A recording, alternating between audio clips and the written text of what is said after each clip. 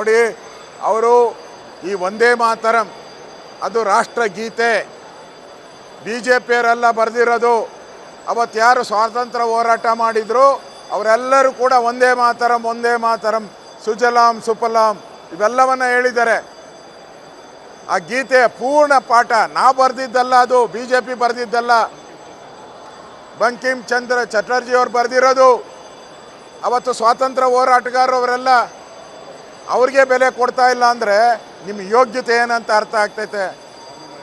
ಸೋನಿಯಾ ಗಾಂಧಿಯವರು, ರಾಹುಲ್ ಗಾಂಧಿ ಒಂದೇ ಮಾತರ ಮಾಡಬೇಕಾದ್ರೆ ಇಲ್ಲಿಂದ ಅಲ್ಲಿಗೆ ಅಲ್ಲಿಂದ ಇಲ್ಲಿಗೆ ಓಡಾಡ್ತಾ ಇದ್ರು.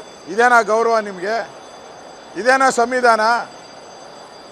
ಸಂವಿಧಾನಕ್ಕೆ ಅಪಚಾರ ಮಾಡಿದರೆ ದೇಶದ ಜನ ಒಂದೇ ಮಾತರಂ ಅಂತ ಹೇಳಿಲ್ಲ ಅಂದರೆ ನೀವು ಇಟಲಿಯವರ ಇಂಡಿಯಾದವರ ತೀರ್ಮಾನ ಮಾಡಿ. ನೀವು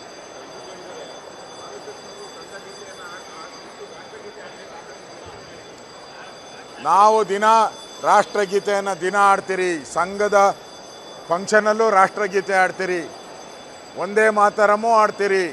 ನಾವು ಭಾರತೀಯರು, ನಾವು ಇಟಲಿದವರಲ್ಲ, ನಾವು ಇಟಲಿ ಅಲ್ಲ, ನಾವು ಭಾರತೀಯರು. ನಾವು ಒಂದೇ ಮಾತರಮೂ ಆಡ್ತೀರಿ, ಜನಗಣ ಮನನೂ ಆಡ್ತೀರಿ.